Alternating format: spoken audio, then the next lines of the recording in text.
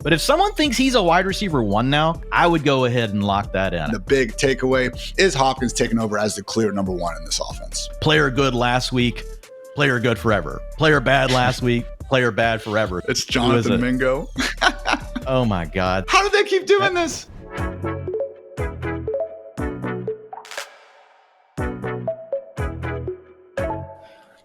Hello and welcome to the Fantasy Life Show. Happy Tuesday, everybody. I'm your host, Ian Hartitz. It is a great day to be great, and it's a great day to break down some Monday Night Football, some Week 10 waiver wire goodness with plenty of sheesh and utilization in between. But I cannot do this alone. Joining me, as always, the one, the only Fantasy Life Director of Analytics, Dwayne "The Rock" McFarland.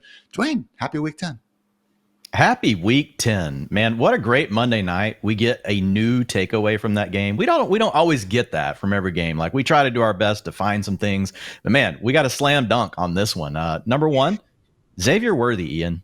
I mean, disappearing. Is it Jover? Is it Jover for Xavier Worthy? I mean, is that where we're at this point? Was it ever Onver with, Xavier Worthy? I don't know.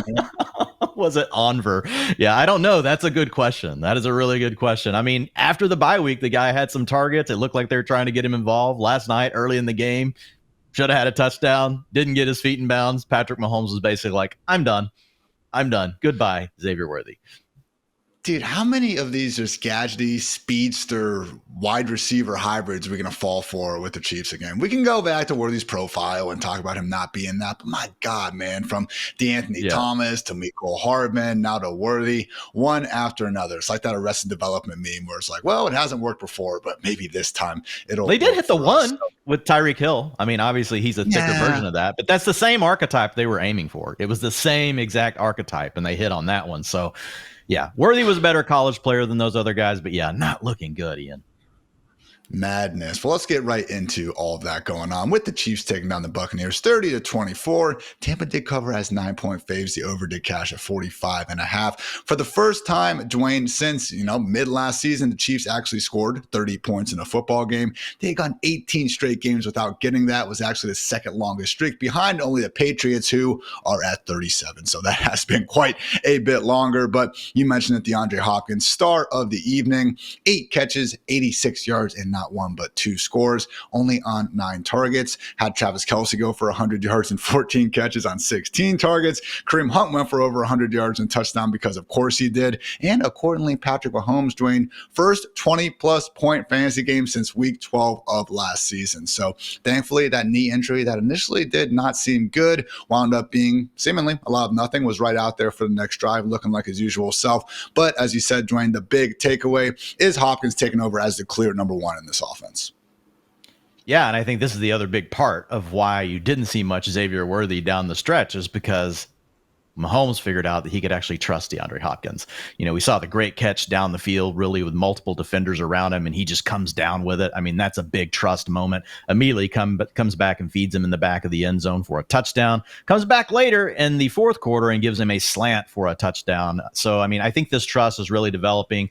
26% targets per route run last night. Didn't have a full, workload, 69% route participation. We'll see if that number continues to move up. That's the only slight pause I have with Hopkins, Ian, is because we just haven't seen him really in a full-time role all year. Remember, he was dealing with that MCL, which was apparently a partial tear before the season.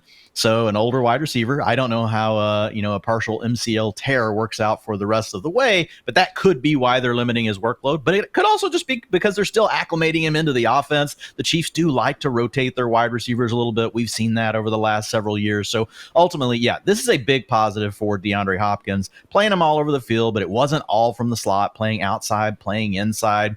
So I think this is a big upgrade for him. I would say low-end wide receiver 2 is where we have to look at him, just because what we've seen with Rashee Rice, what we even saw with Juju Smith-Schuster in that one game where he got to play almost 70% of the routes. He gave you 20 fantasy points. So I think DeAndre Hopkins is clearly better than Smith-Schuster, not as much as what we would expect from Rashee Rice. So we'll kind of middle that. I was going to say around wide receiver 20, I would think, for week 10 and beyond. But hey, maybe that'll be low. Certainly look good out there. Also loved him hitting the remember the Titans, Selly as he's getting in there, the end zone. So also remember the Titans, Dwayne. They traded DeAndre Hopkins to the Chiefs. They traded A.J. Brown to the Eagles, and they let Derrick Henry walk to the Ravens. Yet all we seem to want to bark about is the Giants letting Saquon Barkley go to the Eagles. I guess that's the difference between the Nashville and New York media markets. So again, sadly, Xavier Worthy did not fulfill any Monday Night Miracles. Should have had a 33-yard touchdown on the first drive of the game, but he decided to basically run out of bounds instead of catching the pass for the score. Also suffered a 10-yard loss on the reverse. So not like, again, if he would have gained a couple yards, that would have saved many matchups. But waking up and looking at that minus 0.1 in the box score, certainly a sheeshy feeling indeed.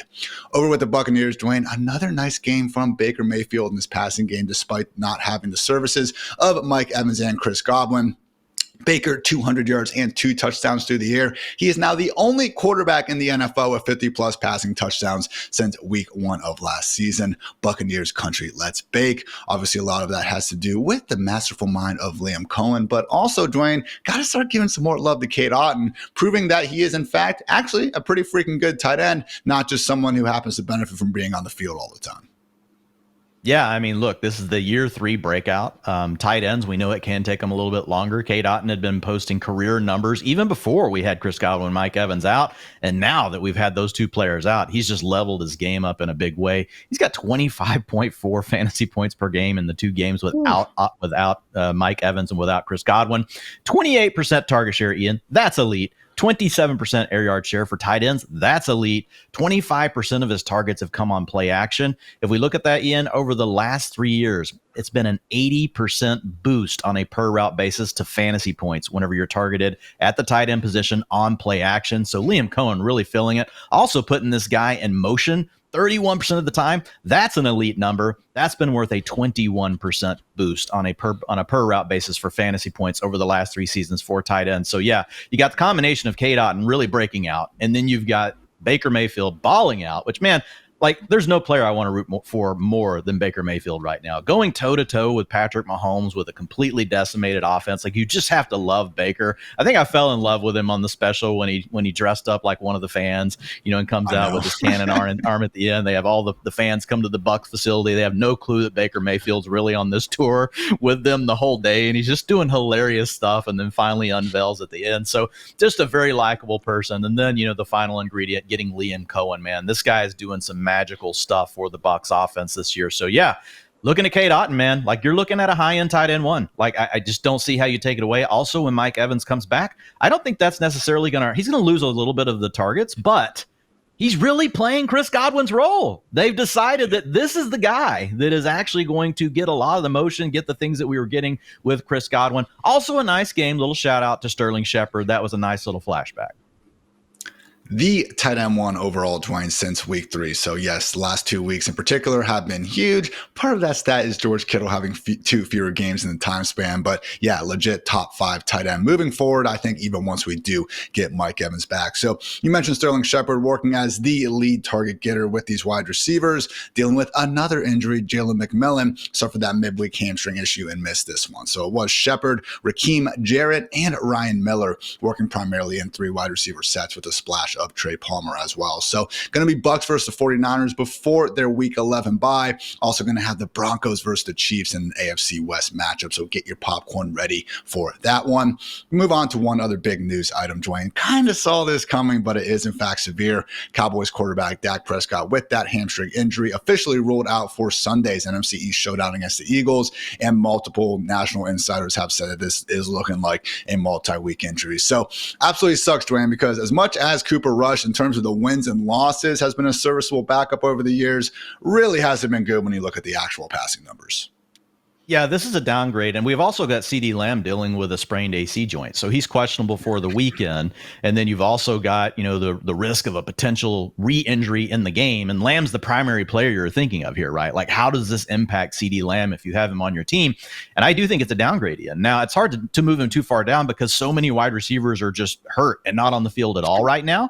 But Lamb, I think, moves into that low-end wide receiver 1 territory. 214 yards per game is the average we've seen from Cooper Rush in his 6 starts between 2021 and 2022. And guys, the big one was in 2021. He had over 300 yards passing in that one game against the Vikings. He hasn't come anywhere close to that in any of his other games, but at least we've seen it in his range of outcomes. But look, whenever you go from a passer like Dak, and I know Dak has had a rough year, but 264 yards per game is one of the best in the NFL. And now you're going to downgrade to probably 215, 200 yards per game.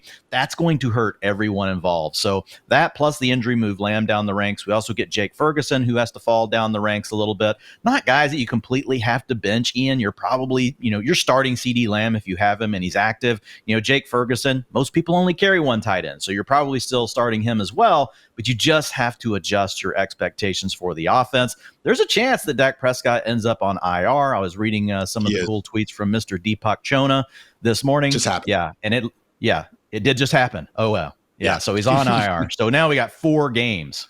So this is a downgrade for all of these guys. And it kind of sucks because Rico Dowdle looked like he might be finally getting the full-time role, and now it's going to be hard to get even excited about that.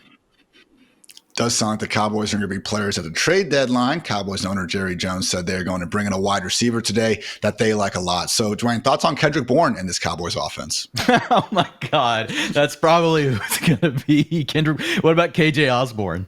The Patriots kept him inactive because, they just kept him on. Tyquan Thornton, Texas guy from Baylor. Jerry Jones. That might be what about Khalil Herbert? You could have got Khalil Herbert. I know we're getting to him later, but man, come on, Jerry, asleep at the wheel. All in, baby. All right, guys, that was the big news from the day, but it wasn't otherwise eventful NFL Monday. So we're going to quickly run through some of the other big headlines before we get to some sheesh and utilization goodness. Starting off with some QB news. The Colts are apparently planning on starting Joe Flacco for the entire season per Jake Arthur. Go ahead, I guess. Brian Dable did note that Daniel Jones remains their starting quarterback. David Canales notes that the Panthers haven't decided who's going to be their Week 10 starter. Similar sentiment for Antonio Pierce and the Raiders after their bye week. With the running back position, Christian McCaffrey back in practice. Great to see his window is officially open. Seems on track to make his season debut this Sunday. Also, sad news with the Bengals. Zach Moss out indefinitely per head coach Zach Taylor. And then Mike Garafolo actually said he is expecting to miss the rest of the regular season. What do the Bengals do in practice? I don't know. But please, guys, for the love of our fantasy teams, chill the hell out. Accordingly, the Bengals did go ahead and send a 7th-round pick to the Bears for Khalil Herbert. We'll talk about him and Chase Brown here more in just a bit. Ravens running back Keaton Mitchell does have a chance to play Thursday night. Cowboys running back Ezekiel Elliott will be available for Week 10. If you want to believe Sean Payton, Audric Estime should have a bigger workload moving forward. And Dwayne, in huge news, free agent RB Boston Scott is visiting the Saints. Note the Saints play the Giants in Week 14. I'm just saying. Over at wide receiver, A.J. Brown, good news from the MRI, just dealing with a contusion and considered day-to-day. Drake London also considered day-to-day. Mike McDonald, optimistic. DK Metcalf returns after their bye. T. Higgins still not practicing because, of course, he's not. Amari Cooper also day-to-day. Jameson Williams officially reinstated from his 2-game suspension. And again, not expecting to be suspended at least this year for that gun violation.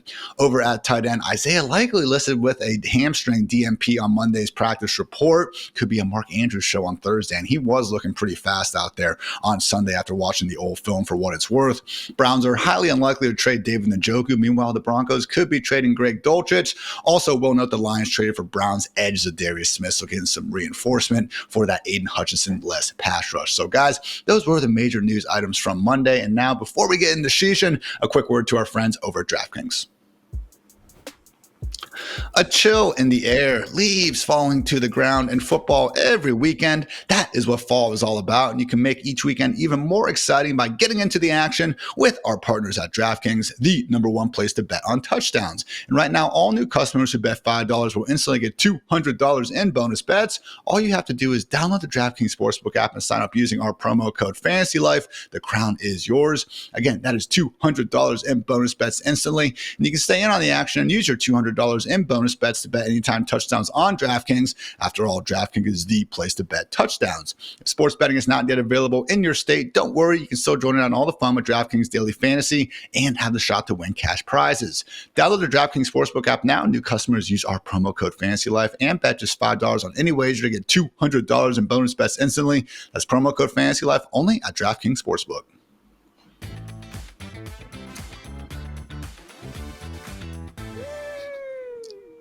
Sheesh is right, Dwayne. It's the Sheesh Report presented by Mike's Hard Lemonade. Always appreciate our friends over there at Mike's. And we have quite a bit to get to. Dwayne was a Sheesh week 9 in the NFL after all. So kicking things off with some better ball touchdowns. Again, the sort of plays where the wide receiver was open, maybe a coverage bust, maybe a good route. Unfortunately, the quarterback could not put it on them. And thus we had to deal with an incompletion or shorter gain as opposed to a 6 points, being put on the scoreboard. So we'll say Lab McConkey might have had a chance to go 70 for a touchdown with a more accurate pass, had a complete coverage breakdown, unfortunately just had to settle for a first down. Similar sentiment with Tyreek Hill holding a 28-yard underthrow instead of what could have been a 39-yard score. Demario Douglas at the end of the Patriots game had a long one that Drake May couldn't put on him. Also had Jalen Tolbert, Jahmyr Gibbs, John Mechie, Brian Thomas Jr., and among others, have these issues pop up. The ones I want to focus on, though, Dwayne, Trey McBride, my God, wide open for seemingly 15 minutes in the back of the end zone from the goal line. Apparently, Kyler just literally could not see over the line. Again, I'm not trying to be a short person hater here, Dwayne. I don't have another reason for why Kyler couldn't see the guy. I can't either. And you've seen the still shots out there on Twitter. I mean, it is crazy. I mean, he's just sitting there. It looks like anybody could make that throw. But apparently, I think you're right. I don't think Kyler could see him. I mean, that's the only plausible excuse we could have. Trey McBride's still a tight end that we love because, he's sitting at a 26% target share for the season. That's elite, Ian. But I will say this. The guy we just talked about, Cade Otton, he's got a better quarterback. And, he's just as involved in his offense. So I think Cade Otton at this point, we've got to move ahead of Trey McBride the rest of the way because we've got a quarterback we've seen come out here, Ian, and give you these games where he can throw for 250, 300 yards. We are not getting that from Kyler Murray. So when I look at a guy like Trey McBride, still love him, but the woes we've seen with the passing attack due to Kyler showing up in the box score in a big way there. Obviously, nothing against McBride. Still the tight end 3, in PPR points per game, which is pretty amazing without a receiving touchdown. Out here hurdling guys, reminding everyone he is, in fact, quite good at football. So only other notes would be a trio of Broncos pass catchers probably should have had touchdowns. Cortland Sutton from 14 yards out, Troy Franklin from 33 yards out, and Lowell Jordan Humphrey from 2 yards out. So was not a great afternoon at the office for Bo Nix. He's had better games. Don't think he's going to get exactly back to that, though, this Sunday in Arrowhead. Next up, Dwayne, we had nullified touchdowns. And yes, a lot of times touchdowns are taken off the board because of a warranted penalty, and that's why it actually happened in the first place. But not always, and we did have 2 such examples this week. Josh Allen, someone who hasn't been running as much as we've been used to seeing, rumbled into the end zone from 21 yards out, but truly had a ticky-tack holding call, take that one off the board. And then Giants wide receiver Wan'Dale Robinson caught a short 3-yard touchdown, only for really a phantom OPI to be called on Darius Slayton. Was fun seeing Darius Slayton, yesterday actually pointing out that Mooney touchdown against the Cowboys that definitely was using a pick, but did not get called. So just sucks to see, Dwayne, because again, when we get these replays and you just wish that the refs would, do their job a little better. Yeah, for sure. All these, look, anytime we have these scenarios where we don't get the touchdowns, they're the biggest ones because, we're all watching it. It typically on a Sunday afternoon, I have the Red Zone channel on. So these are in front of you and you're like, man, these really hurt a lot. But yeah, it's funny how the ticky-tack calls sometimes go against players and the very same call in another game doesn't. So it's another reason why there can be such high variance around scoring touchdowns. We know they matter for fantasy, but they can be highly volatile. And the way these penalties get called down inside the 5 and 10 yard line is another reason why. But it is a good reminder, too, that as much as the Bills' passing game is really getting going, I think we're only a few weeks away from seeing some of those, again, vintage 30-plus fantasy performances from Josh Allen because he's been doing all this really without his usual high rushing floor. So Tony Pollard also had an 8-yard rush that had a sweet cut nullified by a holding penalty. Also, Johnny Wilson and Bo Nix had touchdowns taken off the board. Those ones due to actually warranted penalties. So I guess good job to the Zebras on those. Last category, Dwayne, something I always enjoy going through at the end of my Sheesh Report article that you can find for free on FantasyLife.com. Interceptions that were actually not the quarterback's fault, whether it's because of situation, more of an arm punt on 3rd down, maybe their receiver dropped it, maybe it could be any number of factors. But basically, wanted to highlight these situations where, one, we had actually several interceptions dropped by the receiver first and then went to the pass catcher. Trevor Lawrence to Travis Etienne, Mason Rudolph to Chikozzie Okonkwo, Geno Smith to Jaxon Smith-Njigba, and then Josh Allen to Keon Coleman. That latter one really, probably should have been a touchdown if Keon could have held on. Also had some situations where we actually didn't get much help from their friends. Honestly, probably could have included these in the above category, but it is what it is. Bo Nix had an interception that went off a little Jordan Humphrey's hands, a little bit high. The really egregious one, though, Dwayne, was Bryce Young. Xavier Legette had the ball in his breadbasket down the sideline. Gorgeous throw from Bryce before it got ripped out of his hands. And then separately, man, David Moore dropped a 33-yard touchdown on a dime, down the right sideline. So we're actually talking about Bryce Young. Probably should have had an extra touchdown into his box score and an interception subtracted to it. So I mentioned at the top of the show that Dave Canales hasn't decided yet on a starter, but Dwayne, I don't blame people for not exactly tuning in to 60 minutes of Panthers football every Sunday, but I will say, man, bar wasn't high. This is not a short joke, but Bryce Young really has been playing better ball over the last few weeks. Yeah, and we still haven't really seen it in a huge way in the fantasy box score, but it gives us hope for the guy you just mentioned, Xavier Legette, Jalen Coker. We're going to get Adam Thielen potentially back this week. That's probably the receiver Jerry's talking about. Going to make a trade for Adam Thielen. So we'll see what happens when he's back in the mix. It's going to be hard to support more than one guy, even with Bryce Young playing at a higher level. You also have the Saints, playing at a higher level. What is that? What just happened? We have the receiver. It's Jonathan Mingo. Oh, my God. So it is the Panthers. Okay. Well, Jonathan Mingo, a guy that hasn't really been able to earn targets, not really able to get open, and also doesn't produce many big plays. So good job by the Cowboys. They basically just replaced Jalen Tolbert with Jalen Tolbert. So congratulations. Yeah, I don't even know what I'm saying about Bryce Young anymore. But maybe he's good. Now with that out of the way, Xavier Legette, Ian. Xavier Legette.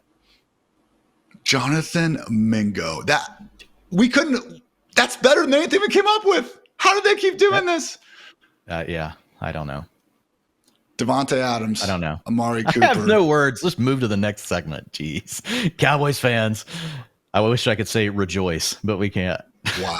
This is incredible. What did they give up? Does it say? Who cares? Who cares? I'm just going to laugh if it's like a third rounder when Khalil Herbert was traded for a seventh today. All right. They got Mingo and a 2025 seventh in return for a 2025 fourth. That seems like way too much. Yep. Cowboys continue to get fleeced. Cowboys gonna Cowboys. So yeah, got a little bit off the rails there with our Bryce Young topic, but kind of on a point, I guess. So Bryce Young playing better. Cowboys front office continues to do Cowboys front office things. So only other point I had with our interceptions that weren't the QB's fault section, we did see Joe Burrow try to throw a screen to Jamar Chase, but my God, man, Jack Jones eats these things for breakfast. Jumped in, took it back to the house. He was the same Raiders cornerback who had the sweet one-hander against the Chargers last year, but kudos to the Bengals, Dwayne, because a couple drives later, they did a fake screen. Jones and another couple Raiders defenders bit hard on it, and we got the 50-yard touchdown to Mike Gesicki. So good example that, again, you're playing with fire sometimes, and at least that time, Jack Jones got. So that was the Sheesh Report. Everyone, you can check out more things like who was stopped at the 1-yard line and didn't score on the same drive, unrealized air yards, drop touchdowns, and so much more. Again, over at FantasyLife.com. Check it out. But before we get out of here, I want to give a quick shout out to our friends over at Mike's Hard Lemonade, because, guys, fantasy football is alive and well, and while that may be cause for celebration, there will also be some hard days ahead. That said, Mike's Hard Lemonade wants to remind you that hard days deserve a hard lemonade. So after a hard day spent scouring the waiver wire or concocting the perfect trade or tinkering endlessly with your starting lineup, it is time to quench your hard-earned thirst with a Mike's Hard Lemonade.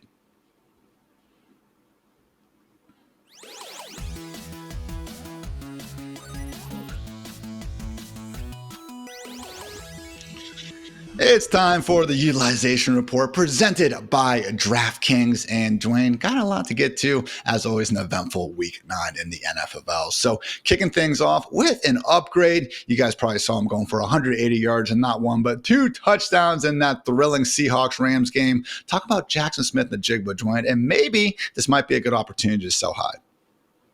Yeah, so let's start with the positives on JSN. I watched all the film on him, Ian, like just absolute baller moments. I mean, you talk about some major contested catches, just getting banged around. He had another that was a potential touchdown. He couldn't get both feet in, but took a lot of contact, still brought the ball in. So look, just a very feisty style of play and very physical for his size coming down with some of these balls. And he had some other potential big plays that were left out there. You know, I don't think you can call any of them a sheesh for sure. You had a safety coming over the top that might have been there on an out and up, but just a really great game from JSN. Over these last 2 games without DK Metcalf, he's got a 9.5 utilization score. That's absolutely elite. He's got a 33% target share. But the big change, Ian, has been how he is getting used down the field. He had a 20.3 average depth of target this past weekend. That's something we've literally never seen from him before. Over his first 25 games of his NFL career, Ian, 42 air yards per game. He ended up with 243 in this one per PFF data. So, I mean, look, one thing's an outlier. And so I think we have to acknowledge that. Do we really think that suddenly we're going to get Jaxon Smith-Njigba getting all these balls forced to him down the field, especially when we get DK Metcalf back? Now, that doesn't erase all the positive things that we just said about JSN. He's a guy that you and I both liked coming out of college. He's a guy that showed us that he could work vertical at times in college, but that wasn't really his forte. Even in college, he was more of an intermediate ADOT guy. The thesis, if you will, on JSN was always, could he be a guy like Cooper Kupp? Could he be a guy like Amon-Ra St. Brown? And we just hadn't seen that early in his career because he hasn't been able to do much after the catch or consistently get the targets down the field that those guys occasionally get that he hadn't. So I'll say from a positive standpoint, at least we saw him show that gear in his game, and maybe that unlocks additional upside moving forward. The problem is, I think people are going crazy over this, Ian, because I think people have been waiting on it. He's a first-round draft pick. And so I feel like even though I upgraded him from a low-end wide receiver 3 to low-end wide receiver 2, guys, which is an absolute huge jump, but I did it because he's a former first-round pick. He's a guy we liked his college profile. He could still be ascending, so I wanted to give him some benefit of the doubt. But I feel like I'm still low compared to where everyone else is. So I have a feeling that based on the data that I have,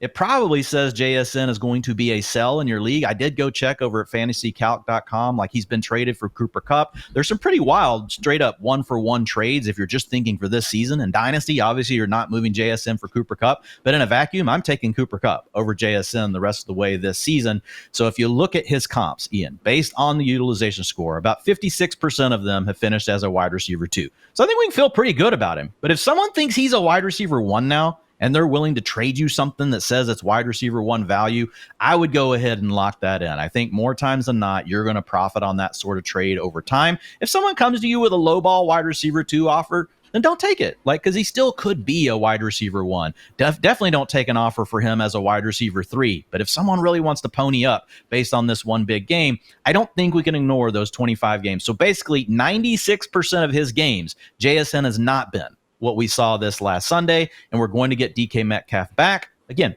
he could still be better, Ian, but I think people are getting a little bit over their skis with how good they think JSN is now. And it's not like we haven't seen this against the Rams this year, Dwayne. Marvin Harrison Jr., overall wide receiver 1 in week 2. Juwan Jennings went for 175 and 3 touchdowns against his defense in week 3. How did his rest of the season go? I mean, it's one time after another. I'm with you. I do not think JSN is going to be doing this again because, yes, he got more air yards. He literally had the 7th highest single game air yard total over the last 2 seasons, man. All right. So even if it does persist a little bit up, that's not going to happen. Great performance. But yeah, if you had to spot the outlier, this one is probably it.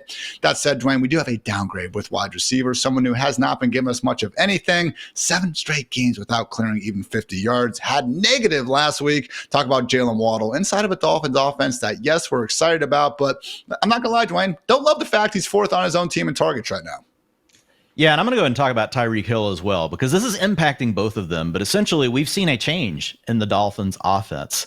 Okay, over the last 3 games since the bye week, here are your target shares. Jonnu Smith, 22%. Devon Achane, 21%. 19% to Tyreek Hill, and 12% to Jaylen Waddle. The difference there is, in Miami, we now have 2 other target earners they're trying to get involved in the offense. We're actually seeing the wide receivers play more reps, Ian, but we're not seeing it consolidated around them. So in 2022, we had a 31% target share to Tyreek Hill, 21% to Jaylen Waddle. So 52% of the targets just going to these 2 wide receivers. 2023, 32% to Tyreek Hill, 23% to Jaylen Waddle. So 55% of the targets all wrapped around the wide receivers. This year, that number is 23% and 16%, so only 39%. So we're really seeing a potential shift in the way the Dolphins want to run their offense. Now, Now, I will say this, just because we can explain why someone's targets have gone down, in this case, that doesn't necessarily mean it's predictive. So you guys don't want to get too crazy. We could totally see this duo back in control of the offense in the future. But here's the thing. When I look at it, Ian, they haven't had a tight end like Jonnu Smith. I guess you could say they did with Gesicki, but they never gave him the kind of route participation they've given Jonnu over the last 3 games. He's nearly at 80%, which in tight end land, that's a full-time role for a pass-receiving tight end. So Jonnu, a solid target earner, getting to play more snaps. And then Achane, last year, they didn't really give him this much work in the passing game. I mean, the guy's sitting at almost a 70% route participation since the bye. They are prioritizing getting him the ball underneath the coverage. So I don't think those things completely go away. So I am downgrading Jaylen Waddle. Remember, guys, this doesn't change their ceiling. In any game, Jaylen Waddle's ceiling is the same as it's always been, but it lowers the floor, and that's the problem. So he does downgrade to wide receiver 3 territory. Could give you a wide receiver 1 week, any given Sunday, Ian, but he could also give you a wide receiver 5, right? That's the difference in Jaylen Waddle now. It used to be, okay, I could deal with a wide receiver 3 finish, most times getting wide receiver 2, get some wide receiver 1s. And then the same thing for Tyreek Hill. I'm not downgrading him because Tyreek's ceiling is so sky high and so many wide receivers are hurt right now. He's still a high-end wide receiver 1, but his floor is now really a wide receiver 3. Tyreek's floor used to be, okay, I still get a high-end wide receiver 2 even when he has a bad game. Now it's a wide receiver 3. Again, ceiling still the same. So don't go run and sell Tyreek Hill. As soon as you do, he's going to give you a 35% target share and be the number 1 scorer on the fantasy weekend. We know that's all still there for him. But yes, they both get a downgrade. And if you didn't get to see it, guys, you got to go over to the website. You got to check it out over at FantasyLife.com. You got to see the artwork from our guy, George Z. He comes through in a big way. Endangered species, the cheetah and the penguin, and he's got the stop poaching. He's saying, stop poaching Jonnu Smith and Devon Achane. We want these targets back for the wide receivers. Kings State Kings. Absolutely love all of George's graphics. But yeah, Dwayne, please, for the love of God, do not sell these guys just yet, because guess who's up next on the schedule? The Los Angeles Rams. So maybe a sell high potential opportunity after that, but would expect some fireworks. Buy low on Tyreek. Yeah. For sure.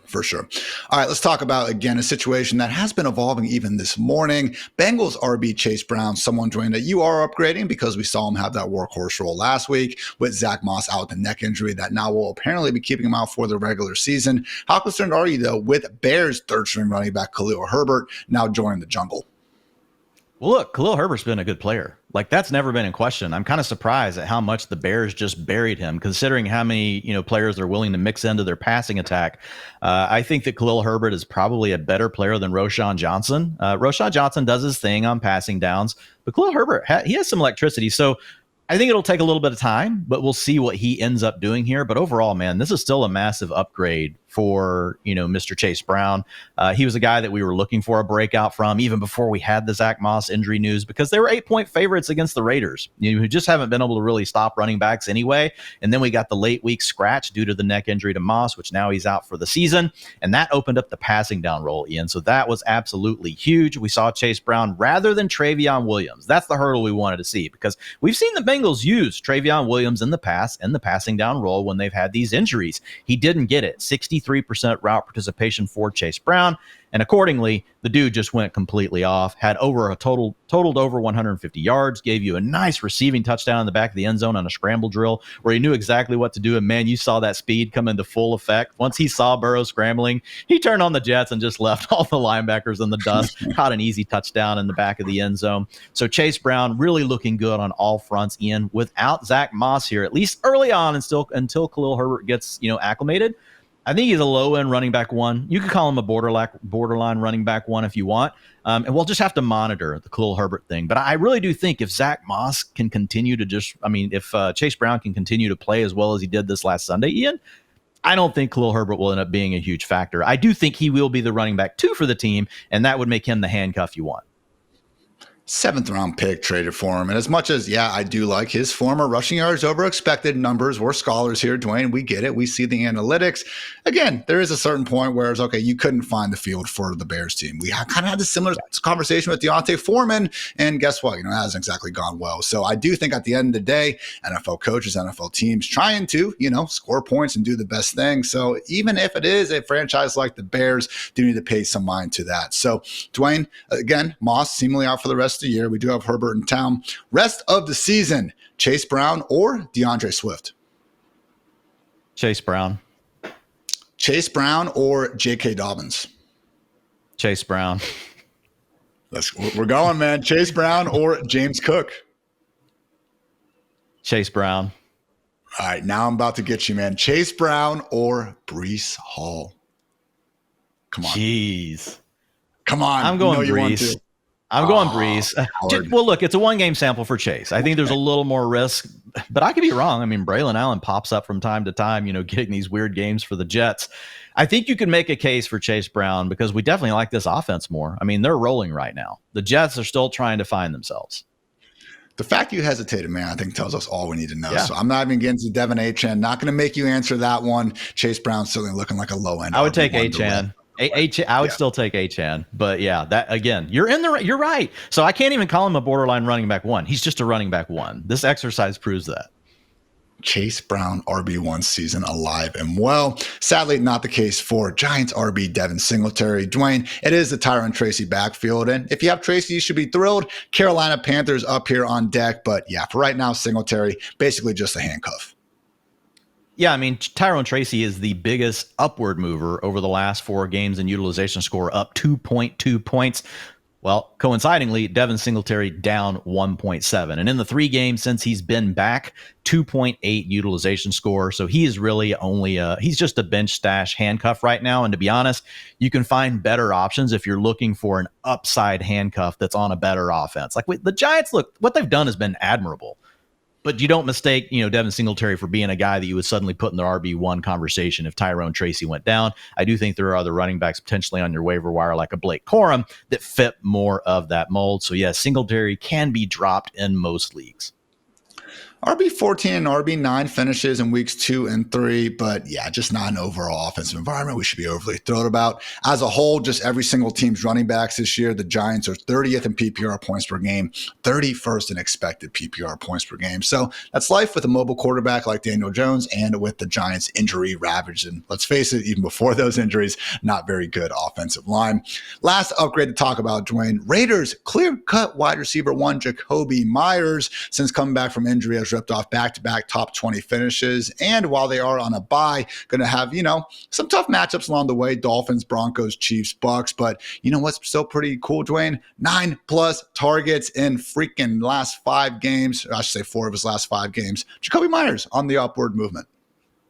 Yeah, I mean, so he's got a 32% target share in 4 contests without Davante Adams this year. He missed a couple of those games where Adams was gone. But I mean, he's just absolutely been, crushing it from that standpoint. He's got an 8.1 utilization score in those games, averaging 14.7 fantasy points. That's really impressive considering the quarterback woes that we've got going on with the Raiders between Aiden O'Connell and Gardner Minshew, and now potentially Desmond Ridder. I will say if Desmond Ridder gets named the starter going forward, that's really gross, guys. We saw that in Atlanta. That would really torpedo any value that we have here. You want either Minshew or Aiden O'Connell once he's available to be back under center. Those guys at least can give us 225 passing yards per game. It may not always be pretty, but that's enough that one of either Jakobi Meyers or Brock Bowers can come through each week. Or maybe they're both Bowers is a mid-range tight end 1 and Jakobi Meyers is a wide receiver 3. You put Desmond Ridder under center, you're going to find out real quick. We're not going to like any of that. Been there, done that. So I will say this.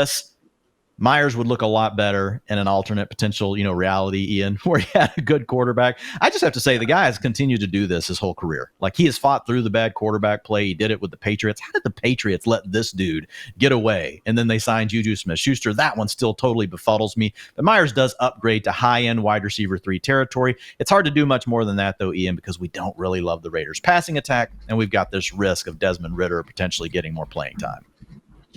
I mean, they gave Juju that $33 million. They gave Kendrick Bourne $33 million. They gave Devontae Parker a $33 million extension, Dwayne. Starting to think they're just throwing that number around to all these guys. Would have been a lot cooler if it did go to Jakobi Meyers. So those were the utilization report upgrades and downgrades. Now, though, Dwayne, let's get to some buy low and sell high opportunities, starting with a couple of Bills that people might be wanting to buy low on. Amari Cooper and Dalton Kincaid inside of a Bills passing attack that don't look now, Dwayne, really has started to throw the ball around the yard here in recent weeks. Yeah, they had a -4% drop back rate over expectation, for the early part of the season. But over these last several games, Ian, over the last 3 games, it's been an 8% drop back rate over expectation. And so that's more what we've thought of in the past with Josh Allen. Now, last year, once we had Joe Brady take over, it was a run-heavy offense. That's also what we saw early this year. So we can't just assume that they're going to go back to that. But, man, it would really make sense when you have Josh Allen. You also showed some intent by going out and adding Amari Cooper. But because of this, Ian, because of this potential for more throwing, more dropbacks, it kind of offsets the major problem that we have with a couple of these Bills, passing options. Number one, really being what we could get here with Khalil Shakir. Amari Cooper and Khalil Shakir both, neither one of them are in a full-time role yet, right? But I think Amari Cooper will be the guy that ends up getting the most routes moving forward. And there's not really another high-end target earner on the team that's just demanding all these looks. So even if Amari doesn't get to like a 90% route participation, like 85% as the team's top target earner with Josh Allen playing in this kind of offense, last 3 games averaging 280 passing yards per game, that's going to be enough for Amari. And I think people have really soured on him. If you go over to Fantasy Trade Calc, if you go over to fantasycalc.com, you'll see like his value has dropped since the trade. So people are they're worried about Amari. They're worried about what his role is going to be. Obviously, the injury this last week hurt. And then you have Dalton Kincaid. Kincaid, man, like low key, 73% route participation. So again, another guy kind of battling, not getting the full-time playing role we want. But he ranks second on the team for the year, 24% targets per route run. And over the last 4 games, Ian, he has a 7.6 utilization score. So he's getting the targets. Honestly, you know what he is? He is the former JSN of tight ends. He's getting all the targets. They're low value. He's not giving you a lot of yards after the catch, but he is due for one of these games where he blows up. So I do like the idea of trying to trade for Kincaid right now while fantasy managers, their resolve could be low. I can't guarantee he's going to end up being a top 6 tight end or anything, but what I can say is his utilization score tells us that he's better than the fantasy points he's producing today, especially if this offense continues to throw the ball. I will give, one runner up here, and it is Khalil Shakir. Again, not a full-time role, Ian, but I think he's the best receiver on the team outside of Amari right now. And honestly, Amari will have to prove that he's better than Khalil Shakir. But for whatever reason, man, they don't give this guy a full-time playing role. He doesn't reach 80% route participation hardly ever. And then you have games where he's only out there 65%. So Bill's loving rotating all of their guys, and that's been a pain. I love the JSN Kincaid comp, Dwayne. That is absolute brilliant stuff. It's the exact targets. comp, man. It is, man. He's third among tight ends in targets this year, and even per game, he's ninth at the position. Just hasn't exactly been getting it done. But you know what? As soon as we started talking smack about JSN not making enough of his opportunities, look what happened. That is the Fantasy Life Show jinx for you. Dalton Kincaid, go get it done. All right, Dwayne, let's talk about a sell high, though. Someone who we called yesterday the potential waiver wire pickup of the year. That said, does seem awfully contingent on a certain someone staying under center. Talk about this Browns passing game specifically. One Cedric Tillman. Yeah, let's start with all the positives. Like Tillman has earned the upgrades that he's gotten, and for being called the potential waiver wire ad of the year. Like he's got an 8.9 utilization score over the last 3 games without Amari Cooper. That's absolutely insane. In the games with Jameis Winston, he's got a 24% target share. He's got 33% of the air yards, 36% of the end zone targets. So over a third of the end zone targets are all going to Cedric Tillman, and you guys have seen those pay off. He nearly had another one that he didn't get this last weekend. I mean, this guy was very close to having 4 touchdowns over these last 2 games. Jameis likes him. The challenge is, Ian, if Jameis continues to come out here and play, that turnover-worthy kind of ball, will Kevin Stefanski and the team stick with him, especially if they're losing and they just want to get a look at a younger quarterback like Dorian Thompson-Robinson? So if DTR gets under center, that would mean a meltdown for the fantasy value of everyone involved. The guy's got a 46% completion rate. We've kind of already seen this movie play out this year with Anthony Richardson, so that would be a major concern. Also think you would see more of a shift to a run-first kind of offense as long as they could keep the game script in control. So less passing plays, less accurate passing attempts. It would be very similar to the hit that we saw Michael Pittman and Josh Downs take versus what we had seen with Joe Flacco. I know, guys, it wasn't that great this last weekend with Joe Flacco, but theoretically, with someone that can complete some passes versus someone that can, it's a pretty close comp, those 2 situations. So I think because of that, I would be willing to sell high on Tillman. The thing is, guys, you got to sell high. You can't just give him away because we don't know what's going to happen. They could easily just stick with Jameis the rest of the year, and if that happens, Cedric Tillman might be a wide receiver 1, Ian. Like he's a borderline wide receiver 1 with Jameis Winston under center. So just don't think that you can predict what's going to happen. The best way to do is try to middle these things. So if someone was willing to give you a wide receiver 1 value, high-end wide receiver 2, you might be willing to trade Cedric Tillman. If somebody's trying to lowball you with a wide receiver 3, low-end wide receiver 2 offer, that's not enough to move you off of Cedric Tillman. So just make sure you think through the way you would want to work that trade. And obviously, check out all the tools that are out there that can help you with that. Awesome game for Jameis and company against the Ravens. That was a lot of fun. But in an alternate reality, Dwayne, the Ravens don't drop those 3 interceptions. And then Jameis has another of his 2 dropped interceptions actually caught last week. Yeah, he has been getting pretty lucky out there. So hopefully, again, we see Jameis out there because DTR, just his passing numbers have been horrible, like Deshaun Watson level horrible, and the schedule is not going to get any easier. So Cedric Tillman, love you. Do think he's going to have some, bright years ahead, but yeah, could potentially be a rough stretch run if we do get the DTR experience back under center. 2 more here, Dwayne. I want to talk about buying low on a Ravens wide receiver. Diontae Johnson coming off that goose egg, but man, look at the numbers that Lamar Jackson has been putting up through the air so far this year.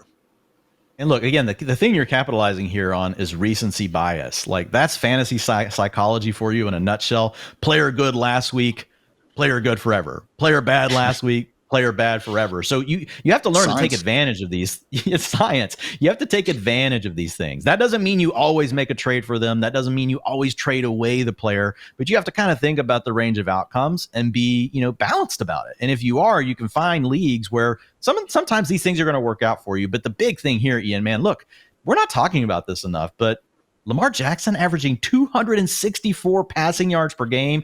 He's eclipsed 270 yards in 6 of 9 games in the year where no one can throw the ball around the yard. Lamar Jackson is pretty much doing it every single game, except in game scripts where they've just had it completely in hand, man, and they're smashing people with the run game. Lamar, anytime they need to put numbers up on the board in the passing game, he is doing it. And because of that, that means he can support more than one target earner. So number 1, we got Mark Andrews and Isaiah Likely not even able to get on the field enough to make a difference. So you're not that worried about them.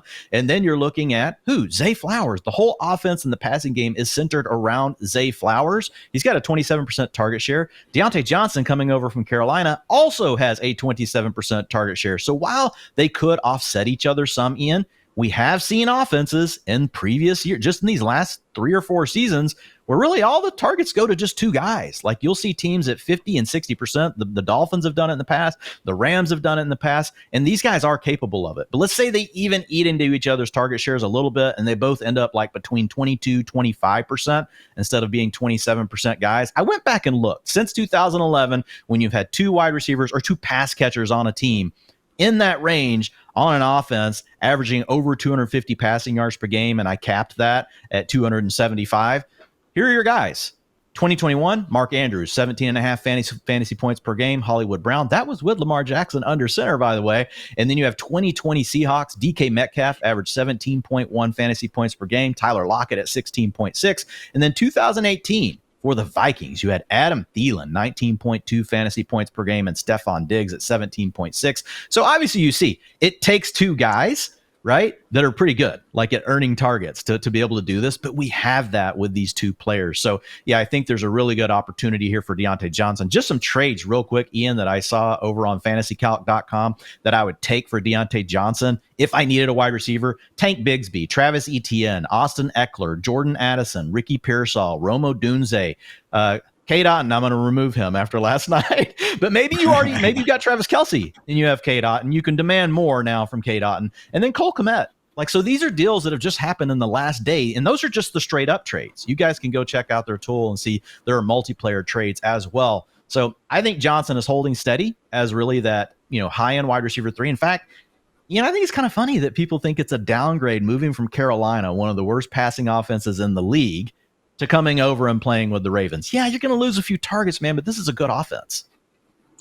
280 plus passing yards in 5 straight games. Lamar right now, 10.55 adjusted yards per attempt. Man. Highest single season mark in the Super Bowl era if it holds. La MV3, I think, at this point, Dwayne. So yes. High. Calvin Ridley, looking out there. He's getting open, back-to-back solid games, but Will Levis and Mason Rudolph not going anywhere, Dwayne. Yeah, the big thing is Will Levis. Mason Rudolph has actually been impressive, to your credit, Ian. Like, you've been the Mason Rudolph supporter on our shows over the last 3 weeks saying, hey, Mason Rudolph showing a little something. You're not going overboard with it, but there has been chemistry between those two players.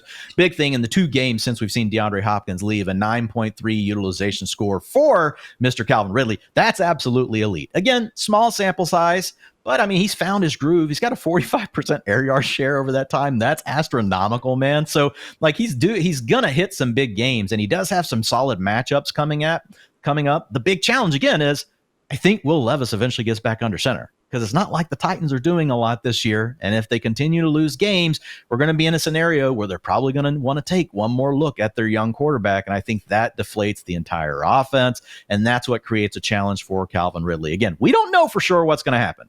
If Mason Rudolph keeps on grooving and he's out there with Ridley, this could end up being a bad trade for you. But I think, again, you just got to think through it and find the kind of trade that you would be willing to make. But I really worry about the value. If we see Will Levis back under center, he immediately falls to wide receiver 4 status. Right now, people are looking at him like a borderline wide receiver 2. So that's what the sell high looks like.